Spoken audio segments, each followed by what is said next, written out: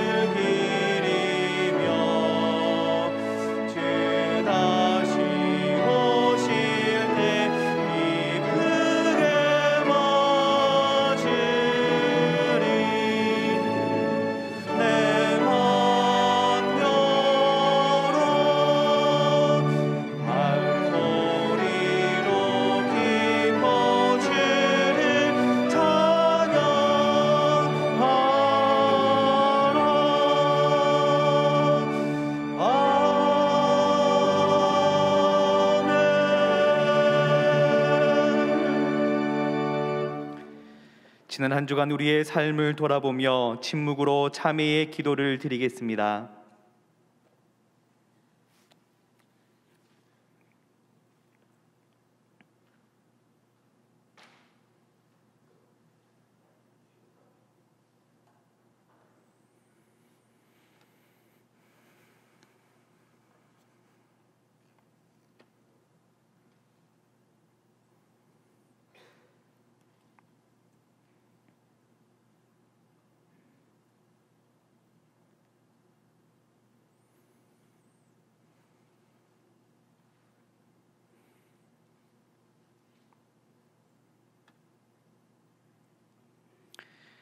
하나님께서 주시는 사죄의 말씀입니다.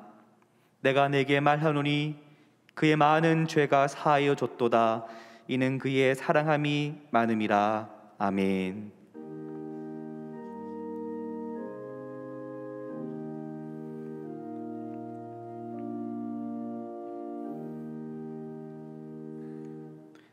나는 전능하신 아버지 하나님, 천지의 창조주를 믿습니다. 나는 그의 유일하신 아들 우리 주 예수 그리스도를 믿습니다.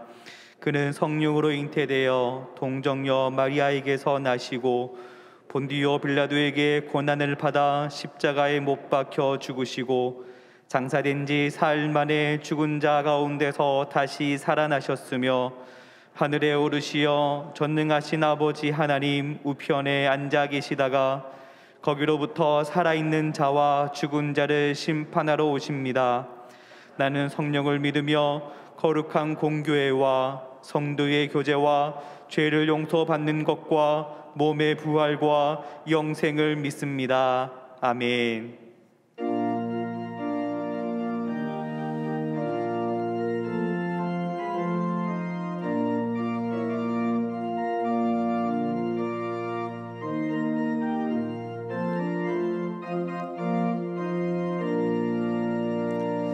죄에서 자유를 얻게 하는 보혈의 능력, 주의 보혈, 시험을 이기고 승리하니 참 놀라운 능력이로다. 주의 보혈 능력이 또다. 주의 피 믿으오. 주의 보혈 그 어린 양의 매우 귀중한 피로다. 육체의 정욕을 이길 힘은 보혈의 능력, 주의 보혈 정결한 마음을 얻게 하니 참 놀라운 능력이로다. 주의 보혈 능력이 또다. 주의 피 믿으오. 주의 보혈 그 어린 양의 매우 귀중한 피로다. 눈보다 더 희게 밝히는 것 보혈의 능력, 주의 보혈 부정한 모든 것 밝히시니 참 놀라운 능력이로다. 주의 보혈 능력이 또다. 주의 피 믿으오. 주의 보혈 그 어린 양의 매우 귀중한 피로다. 그 주의 복음을 전할 제목 보혈의 능력, 주의 보혈 날마다 나에게 찬송 주니 참 놀라운 능력이로다. 주의 보혈 능력이 또다. 주의 피 믿으오. 주의 보혈 그 어린 양의 매우 귀중한 피로다. 자막을 보시면서 함께 교회 공동 기도를 드리겠습니다. 역사의 주관자이신 하나님 아버지, 남아공에서 사역하시는 김현주 송민경 선교사님을 지키사 가정을 위한 훈련학교가 은혜 가운데 운영되게 하시고 케이프타운 지역에 복음을 전하는 통로로 쓰임받게 하옵소서. 하반기 동안 아기 학교를 통해 자녀들에게 하나님의 사랑을 가르치게 하시고 부모와 자녀가 믿음 안에서 함께 성장하는 은혜를 누리게 하옵소서. 제107회 교단총회가 은혜 중에 진행되게 하시며 한국교회가 온전한 예배를 회복하여 날마다 복음의 은혜에 감격하여 살아가는 예배자를 양육하게 하옵소서. 담임 목사님의 영육간에 강건함을 주시고 가정과 사역 위에 하나님의 은혜와 평강이 충만하게 하옵소서. 아멘. 이제는 각 개인의 기도 제목과 작정한 한 영혼을 위하여 그리고 환우들을 위하여 기도를 드리겠습니다. 하나님, 이 시간 동안의 성도님들이 한 마음으로 기도하며 나아가는 기도를 들으시옵소서. 특별히 우리 각 개인의 기도 제목을 놓고 하나님께 나아갑니다. 작정한 한 영혼을 위하여 기도하오니 우리가 작정한 영혼들이 주님께 돌아오는 역사를 우리가 경험할 수 있도록 주님 인도하여 주옵소서. 특별히 환우들 가운데 주님 함께하여 주옵소서. 육체의 연약함으로 인해 힘들어 아파하고 있는 자들 가운데에 주님 함께하셔서 그 몸에 환부를 주님께서 손대 주시고 안수하여 주셔서 회복이 되는 역사를 체험할 수 있도록 주님 인도하여 주옵소서. 함께하실 하나님을 기대하며 나아가오니 주님 역사해 주시고 함께하여 주옵소서. 주님 인도하여 주시고 기대합니다. 아멘. 함께하여 주옵소서.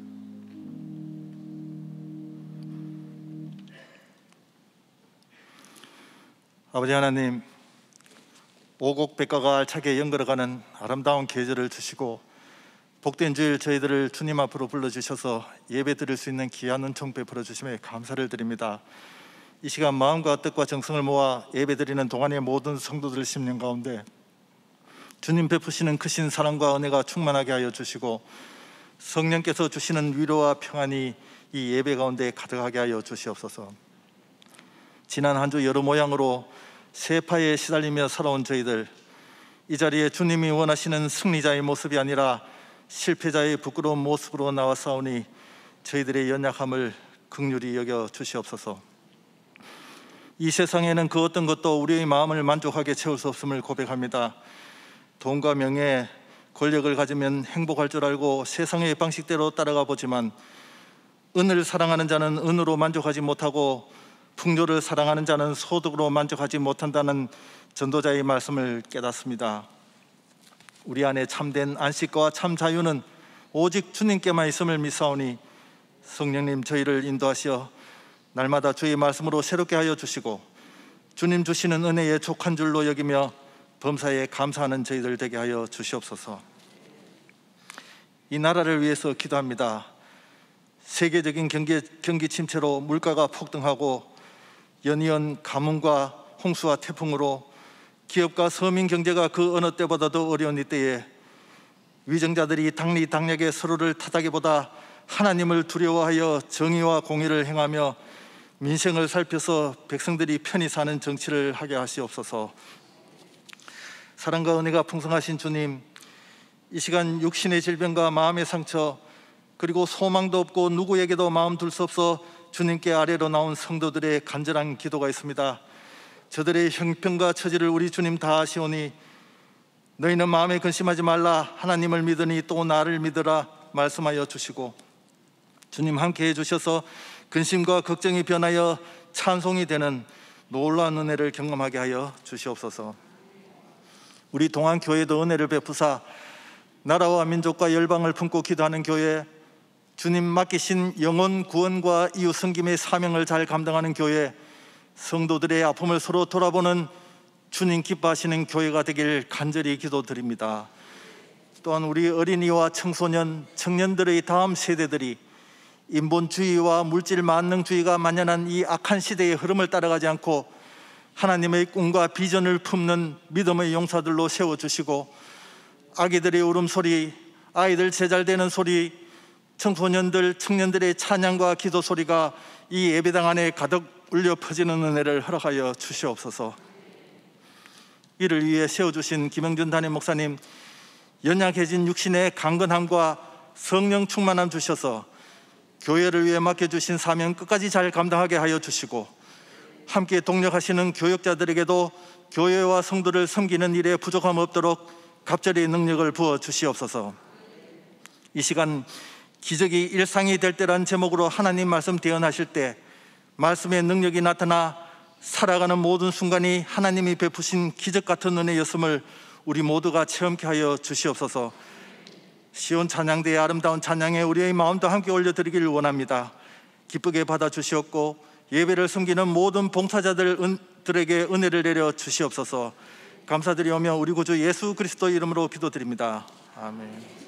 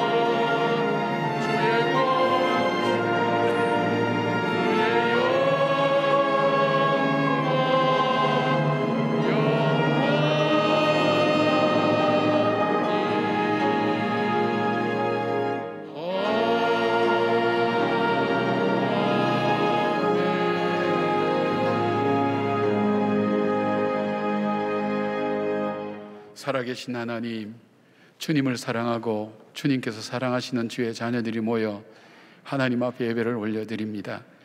죄된 몸으로 감히 주 앞에 나갈 수 없지만 예수 그리스도의 보혈에 의지하여 은혜의 보좌 앞에 담대히 나갈 때에 우리를 연락하여 주시고 주님을 만난 감격과 자유함과 소망이 넘치는 예배가 되게 하시며 주를 향한 우리의 신앙 고백이 드려지게 하시고 하늘로부터 내리시는 하늘의 위로와 세임을 얻는 귀한 예배가 될 수 있도록 도와주시길 원합니다. 광야 같은 이 세상을 살아가기에 지치고 힘든 사랑하는 주님의 백성들 위해 오늘도 우리 인생의 구름 기둥과 불 기둥으로 함께하여 주시고 만나로 하나님 먹여주시고 세워주셔서 저희도 알라금 잘 하나님 이 길을 걸어가기에 부족함이 없도록 도와주시며 믿음 안에 굳건하게 서서 승리하는 주의 백성들 될 수 있도록 하나님 붙들어 주시옵소서.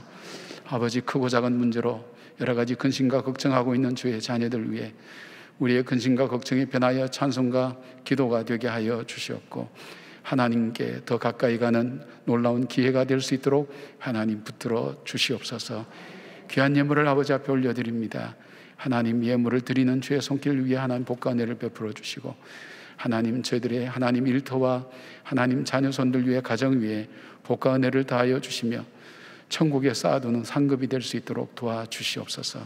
또한 이 물질이 쓰여지는 곳에 하나님의 영광이 드러나게 하시고 주님 역사해 주셔서 주의 거룩한 은혜가 증거되고 나타나기에 부족함이 없도록 하나님 붙들어 주시옵소서. 특별히 하나님 병중에 있는 주의 자녀들 위해 주님 함께하여 주시옵소서. 매일매일 마음에 찾아오는 낙심과 절망과 싸워 이기지 않으면 이겨설 수 없사오니 주여 그 병을 이길 수 있는 그 마음을 이길 수 있는 용기와 힘을 허락하여 주시고 승리케 하시는 주님을 하나님 우리가 감격적으로 만나며 회복의 역사를 누리게 하여 주시옵소서. 하나님 이 시간도 성령께서 친히 주관하여 주시고 하나님의 영이 임하는 복된 예배가 되게 하시옵소서. 살아계신 예수님 이름으로 기도드리옵나이다. 아멘. 우리 전후 좌우에 있는 분 인사를 좀 같이 나눌까요? 주의 평강을 기원합니다.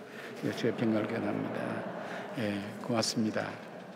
오늘 예배 오신 여러분들 주님의 이름으로 축복하고 환영합니다. 예, 여러분의 삶 가운데 하나님의 평강이 늘 함께하기를 원합니다. 여러분이 기도 많이 해주셔서 저는 잘 회복되고 있습니다. 제가 기저질환이 있기 때문에 코로나로 고생을 좀 많이 했는데 하다 보니까 참 힘들게 먼저 겪었던 분들에 대한 생각도 나고 또 여러분이 기도에 감사하기도 하고 조금씩 회복되고 있습니다. 여러분의 사랑과 하나님의 은혜입니다. 고맙습니다. 오늘 저녁 예배는 백준영 선교사님 선교 보고를 하게 됩니다. 일본에 파송되어 있죠. 이 가정은 우리 교회 백영선 장로님의 그 자제분인데, 이 가족은 전부 다 선교사들입니다. 보내는 선교사요. 또 가서 자녀들이 전부 다 일본에서 사역을 잘하고 계십니다. 여러분께서 기억하시고 저녁에 오셔서 많이 격려해 주시길 부탁드립니다. 세례 입교가 10월 30일 날 주일 저녁 예배에 있습니다. 우리 마을 목사님들은 또 주변에 있는 분들에게 아직 입교나 받지 못한 분들에게 많이 권면해 주시길 바랍니다. 21기 전도 폭발 훈련 모집하는데 아직도 많이 이렇게 지원을 꺼리는 분들이 좀 있는 것 같아요. 우리가 이왕에 예수 믿을 바에는 제대로 알고 믿는 것이 참 중요한 것 같습니다. 저는 신학을 공부하고 목사 안수 받고 미국에 가서야 이 전도 폭발 훈련을 받았는데, 제가 좀 일찍 훈련을 받았으면 좋았겠다 생각했습니다. 이왕에 우리가 예수 믿는 것, 내가 뭘 믿는지, 누구를 믿는지, 복음이라는 게 뭔지 이걸 구체적으로 알고 또 확신을 가지고 증거하고 나타낼 수 있으면 얼마나 좋겠는가 생각을 많이 하면서 여러분에게 권해드립니다. 좀 힘든 시간 같지만 잠깐의 시간의 투자는 여러분이 일평생 살아가는 그 삶에 있어서 믿음 안에서 살아갈 수 있도록 굉장히 많이 지지대가 되어주는 그런 훈련입니다. 여러분께서 마음의 결단을 좀 하시고, 특별히 우리 목사님들, 부목사님들은 이 훈련을 꼭 받으셔야 됩니다. 여러분께서 함께 참여해 주시기를 부탁을 드립니다. 여러 가지 성경 공부반이 있는데 저희 교회는 뭐 이렇게 강제로 이렇게 뭘 하게 하고 그런 것이 아니라 여러분들이 내 신앙에 도움되는 것을 이렇게 선택하면서 훈련받도록 그렇게 되어 있습니다. 그러니까 여러분이 스스로 많이 노력하셔 참여하셔야 같이 함께 할 수가 있습니다. 그리고 공동체의 한 가족이 될 수가 있습니다. 여러분께서 여러 가지 성경 공부 프로그램에 참여해 주시고 함께 해 주시고, 가능하면 교회 밖에서 하는 성경 공부는 사적인 모임은 여러분 참석 안 하는 게 참 중요합니다. 잘못하면 어려울 수가 있습니다. 뭐 다 그런 건 아니지만은 어려울 수 있으니까 교회 안에 충실하게 여러분이 먼저 참여하고 그렇게 하시면 좋을 것 같습니다. 우리 교단 총회가 내일부터 창원의 양곡교회에서 이루어집니다. 저희에게는 김상훈 장로님하고 홍배식 장로님 두 분이 총대로 참석하게 됩니다. 우리 교단 총회를 위해서 이 위기 때에 정말 지혜로운 결정과 선택들이 이루어질 수 있도록 여러분 기도 많이 해주시기 바랍니다. 우리 계속해서 교회 소식은 영상으로 함께 나누겠습니다. 이곳에 생명샘 솟아나 눈물 골짝 지나갈 때에 머잖아 열매 맺히고 웃음소리 넘쳐나리라.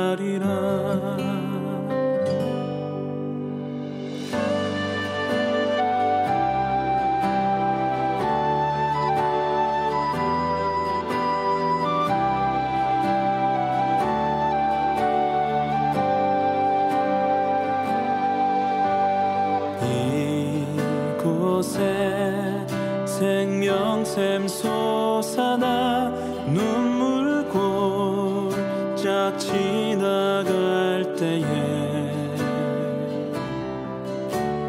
머잖아 열매 맺히고 웃음소리 넘쳐나리라.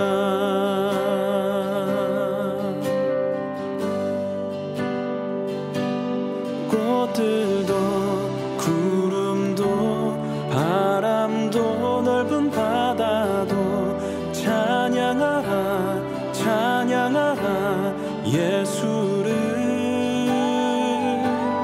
하늘을 울리며 노래해 나의 영혼아. 은혜의 주 은혜의 주 은혜의 주.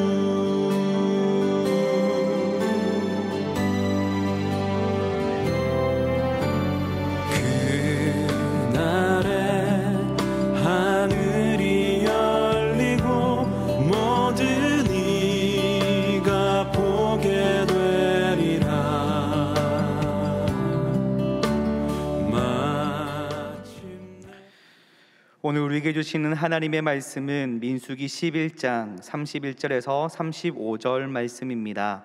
다 함께 일어나셔서 하나님의 말씀을 경청하겠습니다. 바람이 여호와에게서 나와 바다에서부터 메추라기를 몰아 진영 곁 이쪽 저쪽 곧 진영 사방으로 각기 하루길 내는 지면 위 2규빗쯤에 내리게 한지라. 백성이 일어나 그날 종일 종야와 그 이튿날 종일토록 메추라기를 모으니 적게 모은 자도 10호멜이라. 그들이 자기를 위하여 진영 사면에 펴 두었더라. 고기가 아직 이 사이에 있어 씹히기 전에 여호와께서 백성에게 대하여 진노하사 심히 큰 재앙으로 치셨으므로 그곳 이름을 기브롯 핫다와라 불렀으니 욕심을 낸 백성을 거기에 장사함이었더라. 백성이 기브롯 핫다와에서 행진하여 하세롯에 이르러 거기 거하니라. 이것은 하나님의 말씀입니다. 아멘.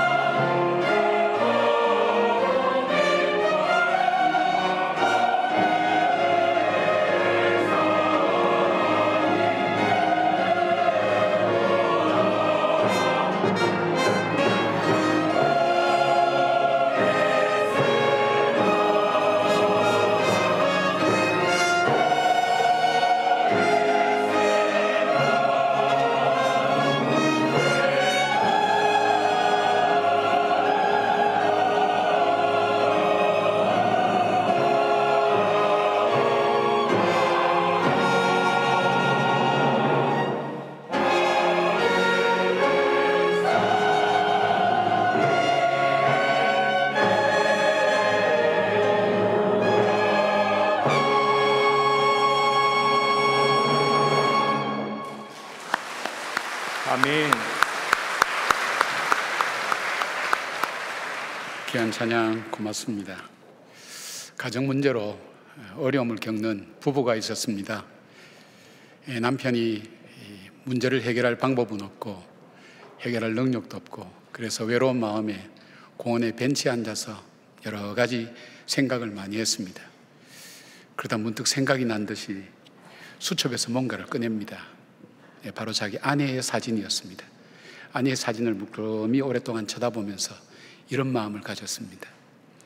내가 이 여자하고도 지금까지 살아왔는데 못하는 게 뭐가 있겠어.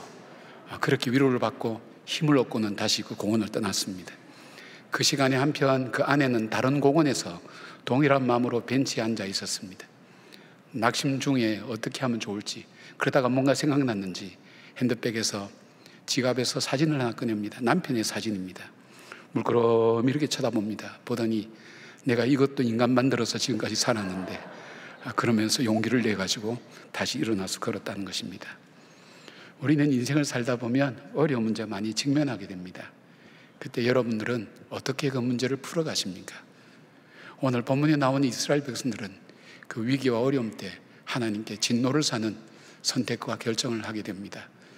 그러면서 오늘 이 본문은 우리에게 우리가 어려움을 만날 때에 어떻게 그 어려움을 극복해야 될지 영적인 지혜를 우리에게 알려주고 있습니다.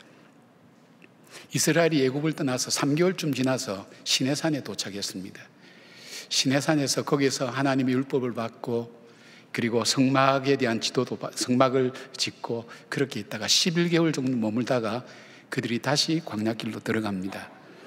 한 3일쯤 갔을 때에 그들 가운데 일부분 작은 곳에서부터 불평이 쏟아져 나오기 시작했습니다. 그것은 먹는 것에 대한 불평이었습니다.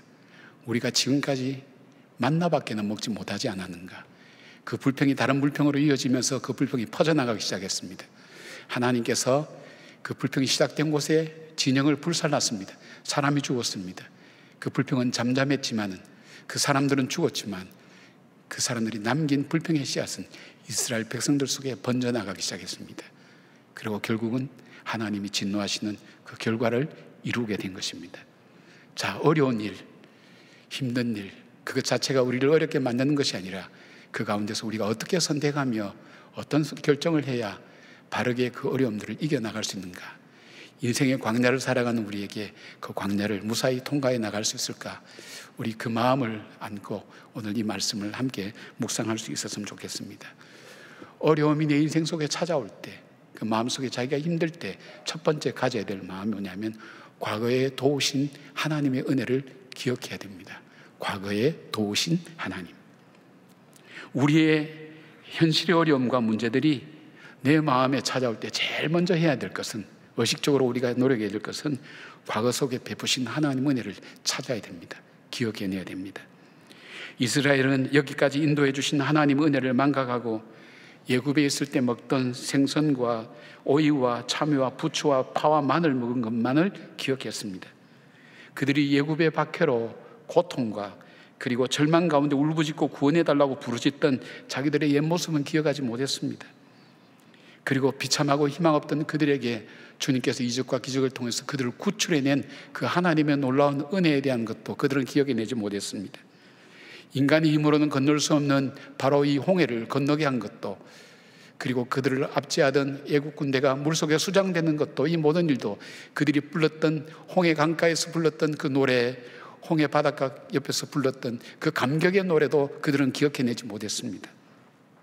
아말렉과의 전투에서 승리하게 하신 것도, 그들이 찬양하고 기뻐하고 즐거워했던 이 모든 것도, 마라의 쓴물을 다물로 바꾸어 줬던 것, 지금까지 광야의 여정 돌아보면 하나도 하나님께서 이적과 기적을 베푸시지 않은 것이 없는데, 은혜로 살아왔는데 불구하고 그들이 기억해낸 것은 바로 애굽에서 먹었던 마늘과 우추와 생선만 기억해내고 만나밖에 못 먹었다는 그 사실들만 기억해내면서 하나님 앞에 불평을 쏟아냈습니다. 하나님은 그뿐만 베푸신 게 아니었습니다. 바로 그 가치 없고 희망이 없는 그 백성들을 하나님이 인도해 내신 그 백성들과 하나님은 언약을 맺습니다. 여러분은 계약을 맺을 때 어떤 사람하고 계약을 맺습니까? 가능성이 있는 사람 아니겠습니까? 그리고 나에게 도움될 만한 사람 아니겠습니까? 하나님은 아무 가치 없는 이스라엘 백성들, 세상에서도 기억하지 못하는 버려진 이 백성들, 이 노예를 대상으로 계약을 맺습니다. 존귀하신 하나님께서. 그리고 그들을 내 백성으로 삼겠다고 말씀하십니다. 거룩한 백성이 되겠다고 말씀하십니다. 제사장의 나라로 삼으셔서 바로 이 백성을 통해서 열방을 축복하겠다는 그런 언약을 맺게 됩니다. 이 모든 것이 하나님의 은혜였습니다. 그러나 그들에게 오직 눈앞에 보여지는 현실의 문제만을 보면서 하나님께 불평하고 원망하는 것입니다. 불평이 일어날 수밖에 없죠. 힘든 가운데서. 이들이 어떻게 불평했는지 자세히 나오진 않지만 민수기 11장 1절에는 이렇게 말씀합니다. 여호와께서 들으시기에 백성이 악한 말로 원망하며 여호와께서 들으시고 진노하사 여호와의 불을 그들 중에 붙여서 진영 끝에 사르게 하시매. 자, 하나님을 향하여 악한 말로 불평하는 것. 지금까지 이 백성들은 불평하면서 원망하면서 여기까지 왔습니다. 근데 이번에는 그들이 하나님 들으시기에 악한 말이라는 건 어떤 말일까요? 하나님의 존재를 부정하는 겁니다. 그리고 하나님이 자기들의 삶 속에 행하셨던 모든 일 자체도 부정하는 것입니다. 그리고 하나님 안에 감사의 마음도 전혀 인정하지 않고 받아들이지 않는 악한 것이라고 그렇게 말씀합니다. 하나님의 은혜를 전혀 생각하지 않는, 자기들의 문제만을 생각하고 어려운 것만 바라보면서, 그리고 거기서 나오는 자연스러운 이 반응인 바로 이 불평과 원망만이 그들이 쏟아내고 있는 겁니다. 광야에서 소망을 보다라는 저자인 이한영 교수님이 책에 재미있는 얘기 나오는데, 고양이가 쥐를 잡아먹을 때에 구멍에서 상 나오면 고양이가 딱 잡습니다. 그런데 한 번에 잡아먹지 않는다고 그래요. 좀 가지고 놀다가 탁 놔주면 쥐는 쥐구멍으로 다시 쏙 들어간답니다. 그럼 고양이는 안 가고 가만히 있으면 조금 있다가 다시 쥐가 나온답니다. 그럼 또 잡습니다. 또 갖고 놉니다. 괴롭히다가, 그리고 놓아주면 또 쥐구멍으로 쏙 들어갑니다. 좀 있으면 또 쥐가 또 나옵니다. 그렇게 몇 번 반복하다가 결국 쥐를 잡아먹는다는 것입니다. 이것을 신기하게 여긴 학자들이 연구를 했습니다. 연구를 했더니 왜 쥐가 저 고양이에게 죽을 수밖에 없다는 것을 경험을 하고도 왜 쥐구멍 밖으로 나올까 했더니, 쥐가 기억하는 단기 메모리가, 기억력이 3분밖에 되지 않는다는 겁니다. 3분만 지나면 다 잊어버린다는 거예요. 그래서 언제 그랬다는 듯이 새롭게 나온다는 거예요. 좋은 건지 나쁜 건지는 모르겠습니다. 여러분, 우리는 하나님의 은혜를 얼마 동안 기억하고 있습니까? 얼마 동안 간직할까요? 우리가 하나님께서 내게 베푸셨던 은혜를 어떻게 할까요? 우리는 하나님의 은혜로 믿음으로 구원을 받았습니다. 하나님의 소유된 백성, 이 제사장의 나라, 거룩한 백성이 되는 영광을 선물로 받았습니다. 이 언약의 과정까지 우리로 하여금 하나님을 보게 하셨고 알게 하셨고 믿게 하신 많은 이적과 기적을 우리도 알지 못하는 하나님께서 은혜를 많이 베푸셨습니다. 그런데 정작 하나님께서 세워나가시는 인생 광야 학교로 인도하면 어려움을 당하는 순간 하나님의 은혜에 대해서 기억하지 못하고 단 3일도 되지 않아서 그들은 불평하고 원망하기 시작한 것입니다. 요나는 그가 하나님 명령을 어기고 다시스로 가다가 풍랑을 만나 바다에 던져졌습니다. 하나님께서 큰 물고기를 준비하셔서 요나를 삼켰습니다. 여러분, 큰 물고기 뱃속을 낭만적으로 생각하지 마기를 바랍니다. 요동칩니다. 멀미도 나겠죠. 죽은 썩은 냄새들이 막 날 겁니다. 여기저기 흔들리면서 생존하기에 바빴을 겁니다. 그런데 그는 이렇게 얘기합니다. 요나서 2장 7절에서 9절. 내 영혼이 내 속에서 피곤할 때에 내가 여호와를 생각하였더니 내 기도가 주께 이르러 싸우며 주의 성전에 미쳤나이다. 거짓되고 헛된 것을 숭상하는 모든 자는 자기에게 베푸신 은혜를 버렸사오나 나는 감사하는 목소리로 주께 제사를 드리며 나의 소원을 주께 갚겠나이다. 구원은 여호와께 속하였나이다 하니라. 그는 더 공고하고 위기 중에 생존의 문제로 시시각각으로 닥치는 위험의 문제 앞에 거기에 머물러 있지 않고 그 순간에 하나님을 기억해냈습니다. 그리고 하나님의 은혜를 생각했습니다. 그의 성소를 생각했습니다. 그리고 하나님께 감사하며 소원을 하나님께 갚아드리겠다고 약속합니다. 자기 기도가 하나님께 상달됐다고 그렇게 믿고 있습니다. 그러자 하나님은 요나를 다시 구원하셔서 새로운 출발을 하게 하셨습니다. 심리학자 프로이드 이론 중에 주둔군 이론이라는 것이 있습니다. 지휘관이 전투에서 계속 고지를 점령해 가다가 어떤 고지를 점령하다가 패배하면 그 용기를 더하기 위해서 이전에 승리했던 곳으로 오는 것이 아니라 가장 격전지였던 주둔군, 격전지였던 그곳으로 내려와서 거기에 머문다고 합니다. 왜냐하면 그곳은 가장 많은 격전이 있었기 때문에 거기에는 이길 수 있는 모든 장비와 인적, 물적 자원이 그곳에 풍성하게 남아있다는 것입니다. 그곳에 와서 장비를 다시 세워나갑니다. 인적 인원을 보충받습니다. 그리고 다시 승리하며 나간다는 것입니다. 이것이 심리학의 이론에서도 적용이 되었습니다. 사람은 어려움을 닥칠 때, 힘든 일을 닥칠 때, 실패했을 때 자기가 가장 어려웠던 순간으로 되돌아간다는 것입니다.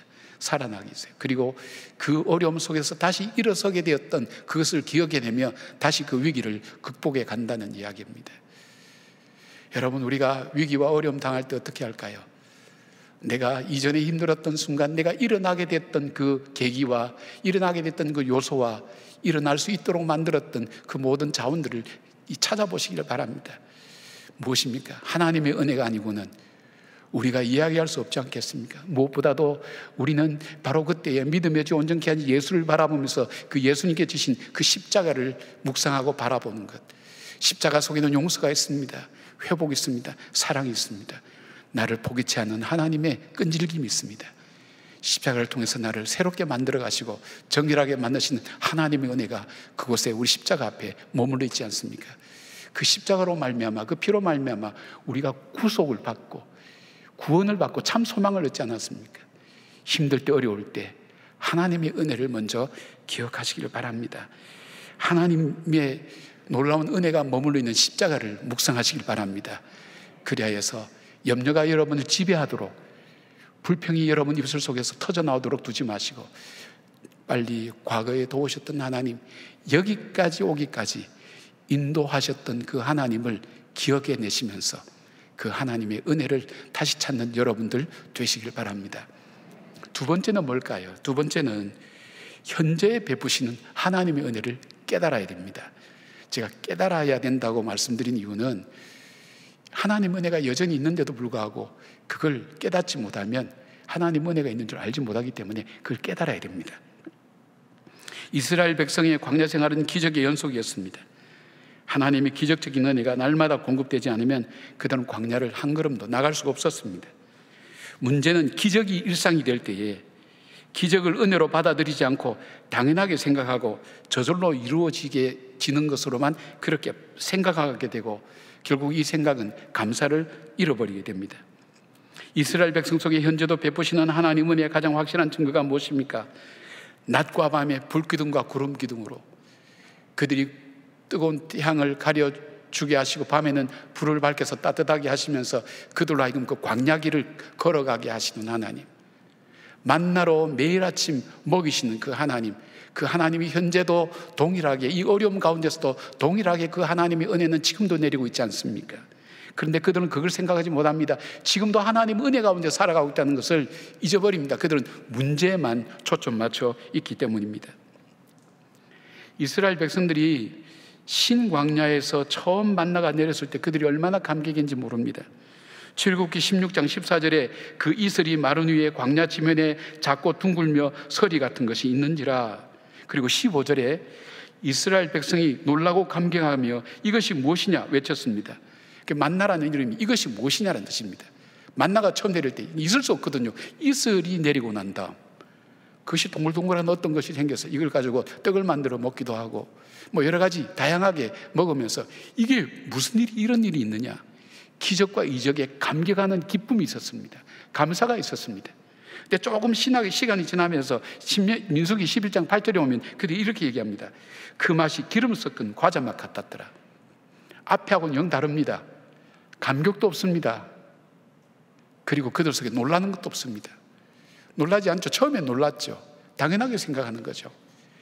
좀 더 시간이 흘러서 민수기 21장 5절에 가면 이럽니다.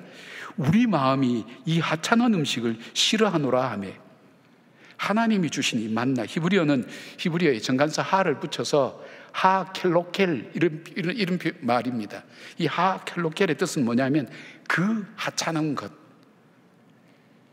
하나님이 그들로 하여금 40년간 살아오게, 광야길을 걸어오게 만들었던 그 하나님의 은혜에 대해서, 하나님의 공급하심에 대해서 그들이 마음에는 어떻게 받아들인가 하면 그 하찮은 것, 있어도 되고 없어도 되는 것, 뭐 있어도 별로 의미를 찾지 못하는 것, 우리의 인생에 그렇게 크게 좌우하거나 우리 인생에 크게 중요하다고 생각되지 않은 하찮은 것이라고 생각합니다. 오늘 나의 문제는 크게 보이는데 이 큰 문제보다 더 큰 하나님의 은혜와 지금도 부어주시는 그 은혜를 하찮은 것으로 생각하고 별로 중요하게 여기지 않고 그게 감사하는 마음도 없습니다. 그러니까 마음의 불평이 더 커지는 것을 보게 됩니다. 광야를 잘 아는 사람은 광야에서는 정말 필요한 것이 있다고 그렇게 얘기합니다.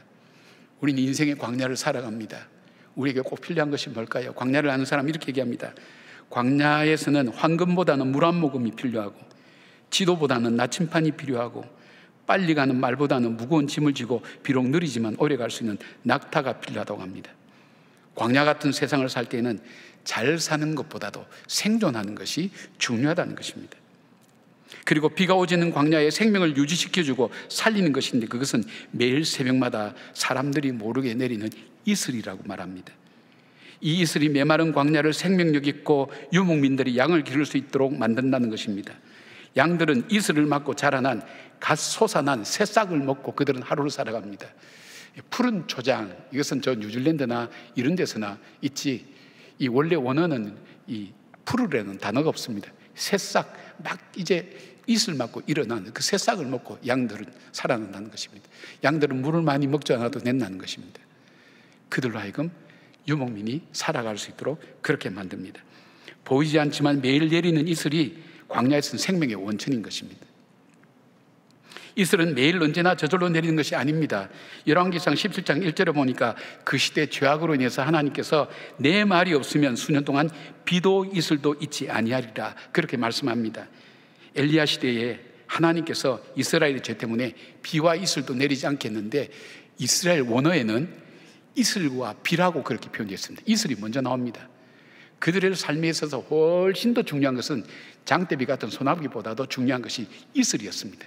이슬이 있어야 그들이 살아갑니다. 그런데 새벽에 이슬이 언제 내린지 알 수 없습니다. 지금도 내리고 있는지 내리고 있지 않는지, 그러나 아무튼 그들이 먹고 살아가고 있으니까 하나님께서 매일 부어주시는 그 은혜가 있다는 것입니다. 근데 그 이슬에 대한 중요함과 소중함을 잘 알지 못합니다. 호세아 14장 5절에 하나님이 이렇게 말씀합니다. 내가 이스라엘에게 이슬과 같으리니 그는 백합화 같이 피겠고 레바논 백향목 같은 뿌리를 내릴 것이라, 바뀔 것이라. 하나님이 이스라엘에 이슬이 되어주신다고. 매일매일 생명력 있게 살아가는, 그리고 소망 가지고 살아가게 하는, 생명이 존재하게 하는, 나로 하여금 걸어가게 하는 바로 이슬 같은 바로 그 은혜를 베풀어 주시겠다는 것입니다. 우리에게 소나기 같은 은혜도 필요합니다.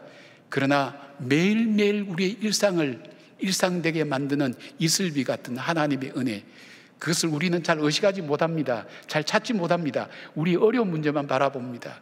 그럴 수밖에 없습니다. 그러나 그 가운데서도 하나님께서 오늘도 내게 내려주시는 그 은혜가 있다면 얼마나 귀하겠습니까? 가나안 여인이 구했던 것처럼 부스러기 은혜라도 우리는 절박하게 필요할 때가 있습니다. 가나안 여인이 그랬습니다. 절박하게 부스러기 은혜라도 달라고 요청했습니다. 지금 저와 여러분이 바로 그 은혜가 필요하지 않겠습니까? 하나님께서 부어주신 은혜입니다. 우리는 우리가 원하는 것이 우리가 필요한 것으로 착각할 때가 있습니다. 하나님보다도 하나님이 주시는 것에 더 큰 관심을 갖고 있습니다. 이때 일어나는 것이 탐욕입니다. 민수기 11장 34절에 이곳 이름을 기브롯 핫다와라고 불렀는데 이 뜻은 탐욕의 무덤이라는 뜻입니다. 탐욕은 오늘도 광야길을 걸어가는 이슬비처럼 내리시는 하나님의 은혜를 보지 못하게 만듭니다. 어쩌면 소나기보다도 이슬이 우리의 삶을 더 생명 있게 하는 요소임을 깨닫습니다. 우리는 일상을 잃어버리고 난 다음 자신에게 주어진 일상의 모든 것들이 당연한 것이 아니라 하나님께서 공급하신 은혜임을 깨닫게 됩니다. 제이콥 엔지니어링을 만든 이 조 제이콥이라는 분, 이분에게서는 세계적 기업을 이루게 된 계기가 있었습니다.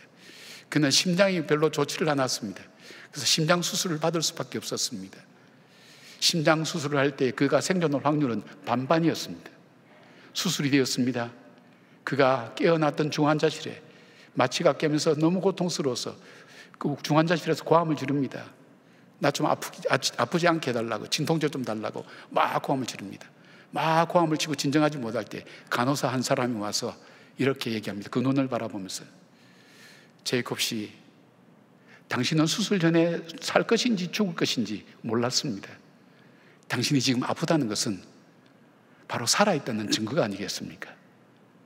그 얘기를 듣는 순간 그것이 자기 삶의 어떤 모토처럼 그렇게 박혀왔습니다. 그렇지, 내가 살아있기 때문에 이 고통을 느끼는 거지. 죽었다면 이 고통 없었을 거예요. 살아있기 때문에 내가 살아있구나. 그것이 그로 하여금 어떤 절망 가운데서도 포기하지 않고 일어서게 된 계기가 되었다고 합니다. 옛날에 청교도들은 이런 기도를 드렸다고 합니다. 하나님, 우리에게 많은 축복을 주셔서 감사를 드립니다. 그러나 한 가지만 더 구하는 것을 용서하소서. 우리에게 축복을 축복으로 깨닫고 감사할 수 있는 마음을 주옵소서. 우리가 필요한 기도가 아닐까요? 광야를 지날 때는 이슬같이 내려주신 은혜를 감사해야 됩니다. 소낙비로 베푸시는 은혜뿐 아니라 매일매일 내 삶에 공급해 주시는 보이지 않는 이슬비 같은 하나님의 은혜를 발견할 수 있어야 됩니다. 느헤미야 9장 21절에 보니까 백성들이 죄를 회개할 때에 신앙 고백으로 증거된 말씀이 이렇게 됩니다. 40년 동안 들에서 기르시되 부족함이 없게 하심으로 그 옷이 헤어지지 아니하였고 발이 부르트지 아니하여 싸우며, 그렇게 고백하면서 바로 그들이 불평하고 원망했던 것을 바로 후대의 사람들이 돌아보면서 하나님 앞에 회개를 합니다.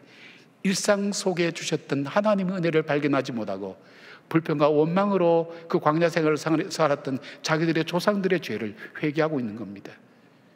어쩌면 오늘도 우리가 어려움과 힘든 일을 직면하고 있지만, 그러나 이 가운데서도 하나님의 끊임없는 은혜가 우리 가운데 있지 않을까요? 하나님의 은혜가 오늘 우리 가운데 이슬비처럼 나도 모르게 내 삶을 오늘 지탱해주고 붙들어주는 어떤 힘이 있지 않을까요? 고통과 아픔만 있을까요? 사랑하는 여러분, 모든 것이 저절로 되는 것은 없습니다. 당연한 건 없습니다. 하나님의 은혜가 아니면 나올 수가 없습니다. 저도 건강을 잃어보니까 평소에 건강하게 있다는 것이 얼만큼 감사한 일인가. 벽에만 대면 잠을 들었는데 이게 베개를 베고 약을 먹어도 잠이 안 오는 거예요, 여러분. 그래서 제가 그런 거예요. 잠잘 수 있다는 것도 참 하나님 은혜구나. 깰 수 있다는 것도 하나님 은혜구나.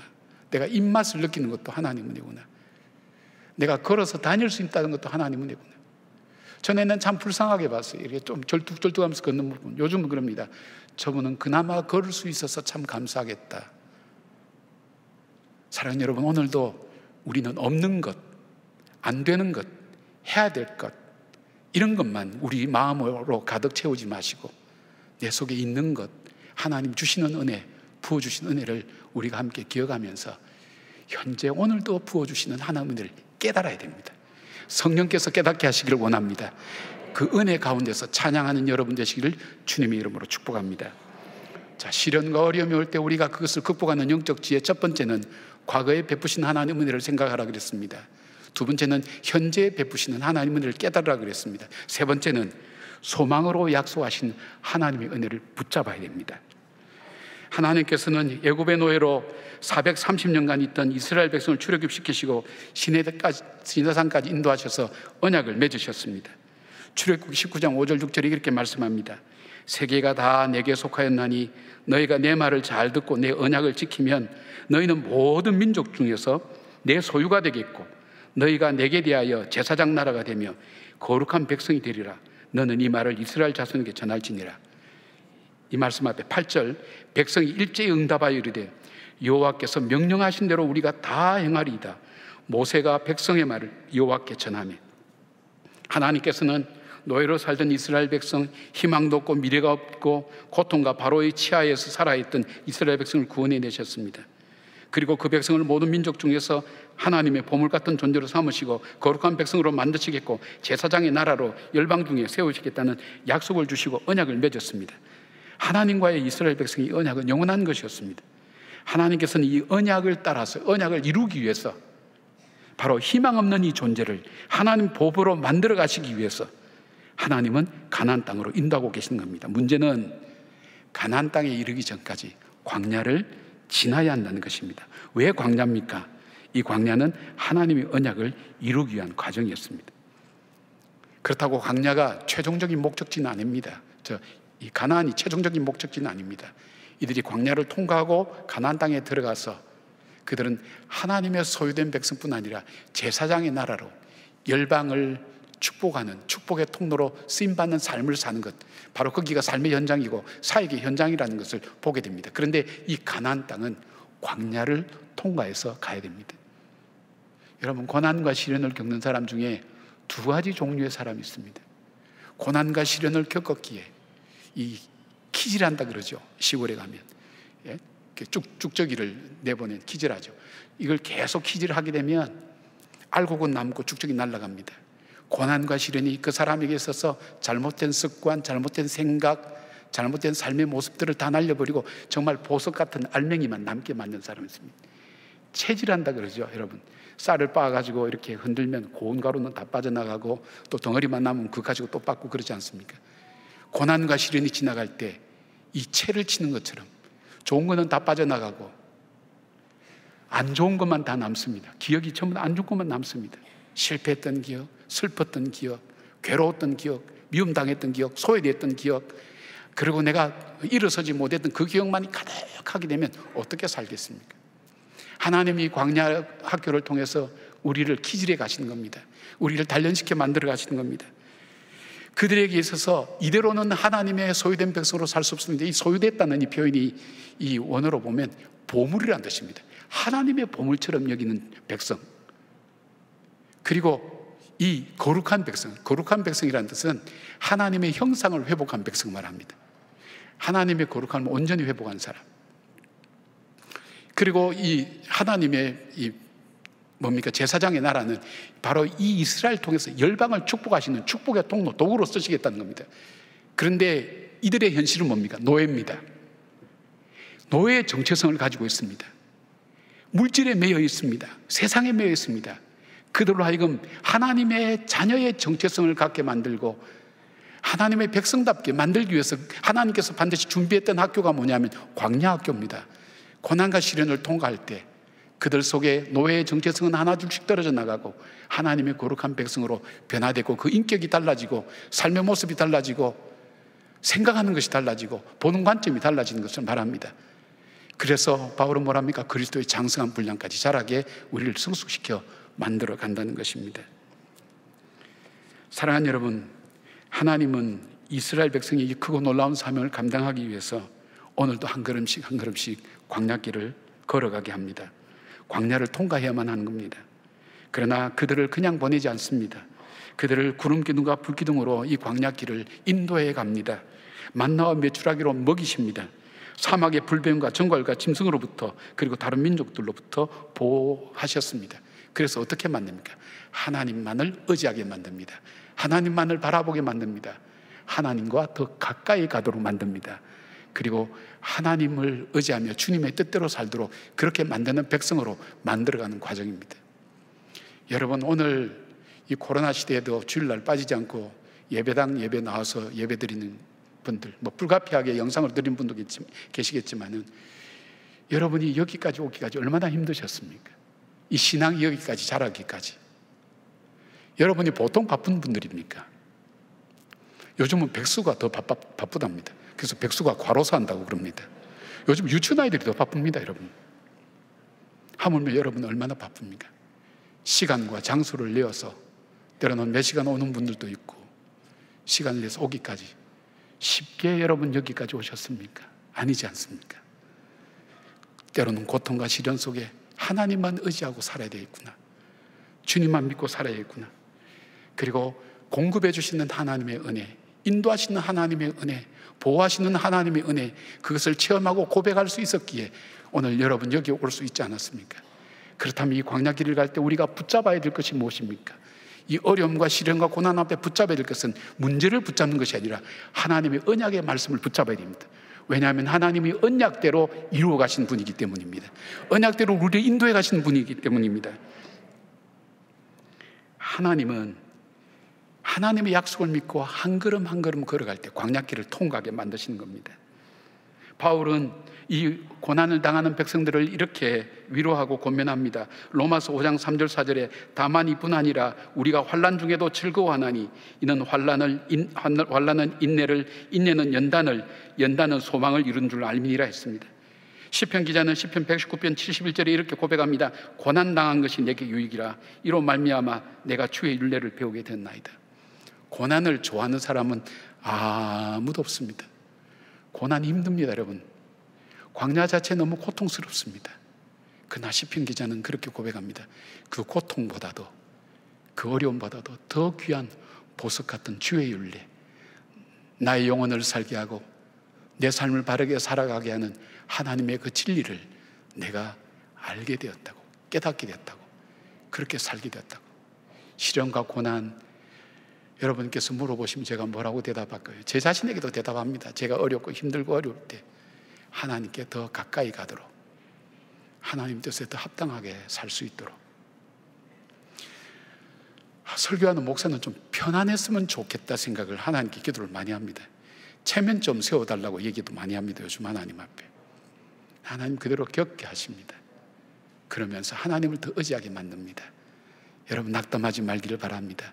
하나님의 언약의 약속의 말씀을 꼭 붙드시길 바랍니다. 고난을 이기는 힘이 무엇입니까? 하나님의 약속의 말씀입니다. 인생의 광야를 지날 때 우리는 하나님의 약속을 붙잡아야 됩니다. 시련과 어려움이 오면 붙잡지 말아야 될 것을 붙들기가 쉽습니다. 우리가 붙잡아야 될 것, 주장해야 될 것, 하나님은 그 언약을 따라 인도하시는 분, 그 하나님 언약을 붙들고 주장해야 됩니다. 하나님의 약속을 붙들고 기도해야 됩니다. 그 말씀을 따라서 한 걸음 한 걸음 광야길을 걸어갈 때 어느새 하나님은 우리의 삶을 분명히 인도해 가실 겁니다. 이 소망이 우리에게 은혜로 주어져 있습니다. 참 소망입니다. 이 소망을 붙들고 한 걸음 한 걸음 걸어갑니다. 인생의 길은 나에게 있지 않습니다. 내 인생인데 내가 가야 될 길이 나에게 달려있지 않습니다. 하나님께 있습니다. 하나님의 말씀 속에 있습니다. 소망이 있는 사람은 광야길을 걸을 힘이 있습니다. 시련을 이겨낼 수 있는 힘이 있습니다. 그러나 이 소망을 붙잡지 않으면 작은 돌뿌리 앞에도 넘어지게 됩니다. 여러분, 우리가 길을 갈 때에 이 바퀴가 굴러갑니다. 바퀴가 작으면 작을수록 조그만 구멍에도 쉽게 빠집니다. 바퀴가 크면 웬만한 구멍이 있어도 그냥 지나갑니다. 마찬가지입니다. 주님은 우리의 믿음의 바퀴를 키워나가십니다. 그래서 시련과 고난을 스무스하게 지나갈 수 있도록, 이겨나갈 수 있도록, 그리고 그 길을 갈 수 있도록 오늘도 우리를 붙들어 주시고 인도하신다는 것입니다. 저는 제 인생이 가장 힘들고 어려울 때 제게 주셨던 말씀, 자주 그 말씀을 묵상합니다. 자주 여러분에게도 말씀드렸을 줄 압니다. 이사야 41장 10절 말씀. 어떤 분은 그러더라고요. 많은 사람이 좋아해서 나는 이 말씀 안 좋아해요. 이런 분도 있더라고요. 그럼에도 불구하고 이 말씀이 힘을 줍니다. 두려워하지 말라. 내가 너와 함께함이라. 놀라지 말라. 나는 내 하나님이 됨이라. 내가 너를 굳세게 하리라. 참으로 너를 도와주리라. 참으로 나의 어려운 손으로 너를 붙들리라. 지치고 힘들 때, 낙심될 때, 내 마음속에 나도 모르게 찾아온 절망이 내 마음을 덮어서 슬프게 만들고 절망하게 만들 때 이 말씀 다시 되뇌입니다. 두려워하지 말아라. 두려워할 일들이 얼마나 많습니까? 인생 살면서 놀랄 일들이 얼마나 많습니까? 놀라지 말아라. 내가 너의 하나님이 될 것이다. 내가 너와 함께 할 것이다. 내가 너를 굳세게 할 것이다. 너를 도와줄 것이다. 반드시 승리하도록 나의 오른손으로 너를 붙들겠다는 약속의 말씀. 저에게만 주신 말씀일까요? 아니, 오늘 여러분에게도 동일하게 주신 말씀입니다. 여러분이 고난의 때에 붙들었던 말씀들, 낙심될 때 붙들었던 말씀, 하나님 말씀 붙드시기 바랍니다. 유명한 철학자의 말이나 사상가의 청년이니까 아프다, 마흔이니까 눈물 안 흘리고 흘리는 눈물이 있다, 남자의 눈물, 대한민국에서 가장으로 사는 말, 다 좋은 말입니다. 그러나 그 속에는 힘이 없습니다. 그 속에는 소망이 없습니다. 우리에게 소망과 힘을 주시는 하나님 말씀 붙드시길 바랍니다. 여러분, 우리가 힘들 때 이 찬양 부르시면 어떨까요? 어려울 때 우리가 이 찬양, 우리가 한번 제가 가사를 한번 불러드릴 테니까 우리 한번 불러보십시다. 내가 누려왔던 모든 것들이, 내가 지나왔던 모든 시간이, 내가 걸어왔던 모든 순간이 당연한 것 아니라 은혜였어. 아침 해가 뜨고 저녁에 노을, 봄의 꽃향기와 가을의 열매, 변하는 계절의 모든 순간이 당연한 것 아니라 은혜였어. 모든 것이 은혜, 은혜, 은혜, 한없는 은혜. 내 삶에 당연한 건 하나도 없었다는 것을, 모든 것이 은혜, 은혜였어. 내가 이 땅에 태어나 사는 것, 어린아이 시절과 지금까지 숨을 쉬며 살며 꿈을 꾸는 것, 당연한 것 아니라 은혜였어. 내가 하나님의 자녀로 살며 오늘 찬양하고 예배하는 삶, 복음을 전할 수 있는 축복이 당연한 것 아니라 은혜였어. 모든 것이 은혜, 은혜, 한없는 은혜. 내 삶에 당연한 건 하나도 없었던 것을, 모든 것이 은혜, 은혜였어. 우리 한번 불러보겠습니다.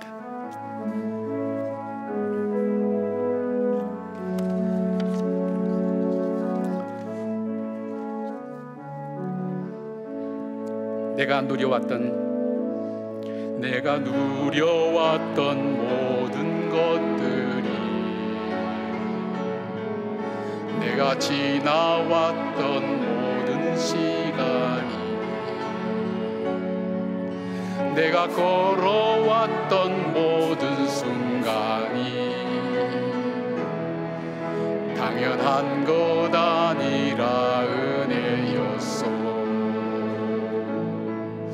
아침 해가 뜨고 저녁에 노을,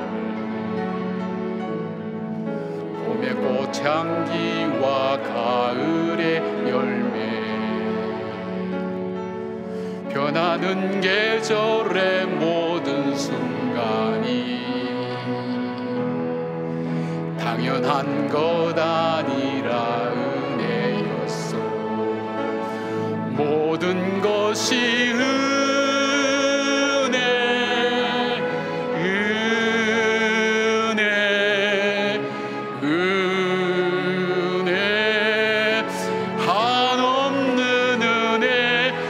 삶에 당연한 것 하나도 없었던 것을, 모든 것이 은혜, 은혜였소.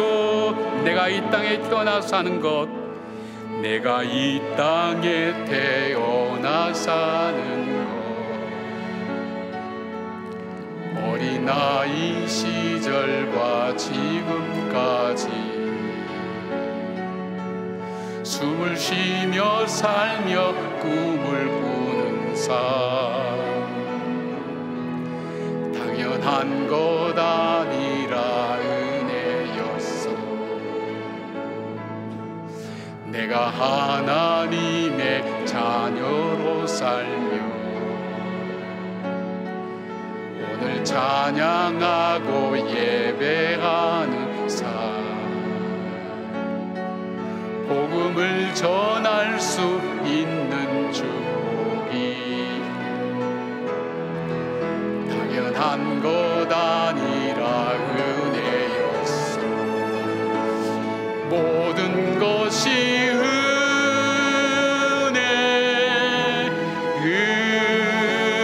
은혜, 은혜, 한없는 은혜. 내 삶에 당연한 것 하나도 없었던 것을, 모든 것이 은혜, 은혜여. 모든 것이 은혜, 것이 은혜, 은혜, 은혜, 한없는 은혜. 내 삶에 당연한 것 하나도 없었던 것을, 모든 것이 은혜, 은혜였소. 우리 목소리로만 해볼까요? 모든 것이 은혜, 은혜,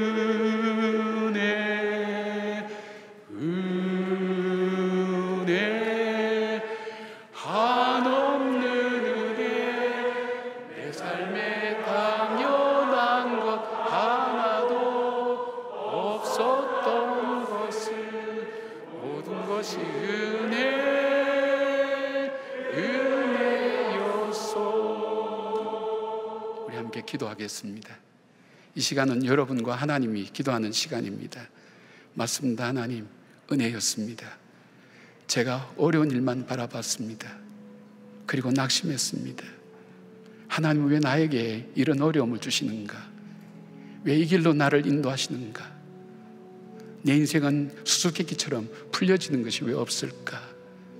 우리는 그 문제 가운데 휩싸여서 우리 속에 우리를 향하신 하나님의 그 구원의 큰 기쁨도, 오늘도 부어주신 이슬비 같은 은혜도 우리는 기억해내지 못했습니다. 하나님, 느헤미야가 그 옛날 조상들의 일상의 은혜를 기억하지 못했던 것을 회개했듯이 오늘 우리의 일상을 하나님 은혜로 주신 것을 우리가 감사하는 기도를 잠깐 드려볼까요?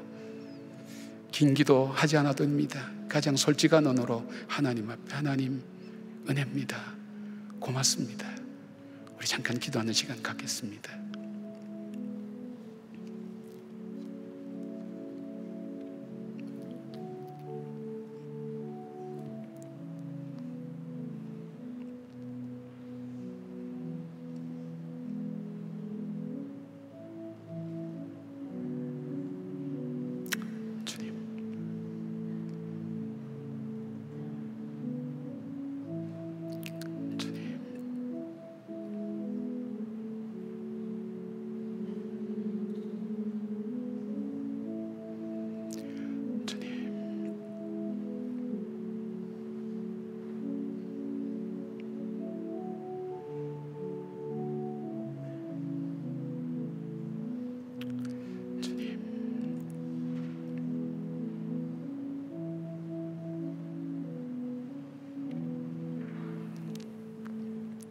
이제는 우리 주 예수 그리스도의 은혜와 우리 하나님의 사랑과 성령님의 감화감동하심과 우리를 깨닫게 하심이, 고난과 시련이 다가올 때 과거에 베푸셨던 하나님의 은혜를 기억해내며 오늘 베풀어 주시는 하나님의 은혜를 깨달으며 우리에게 소망을 주신 그 소망의 은혜를 다시 붙들고 믿음으로 이 광야 같은 세상을 한 걸음 한 걸음 나아가리라 다짐하는 주의 백성들 머리 위에, 그들의 생애와 삶 가운데 관계된 일들과 사람들 위에, 그리고 이 땅 민족과 이 나라 위에 지금부터 영까지 함께 하시기를 간절히 축원하옵나이다.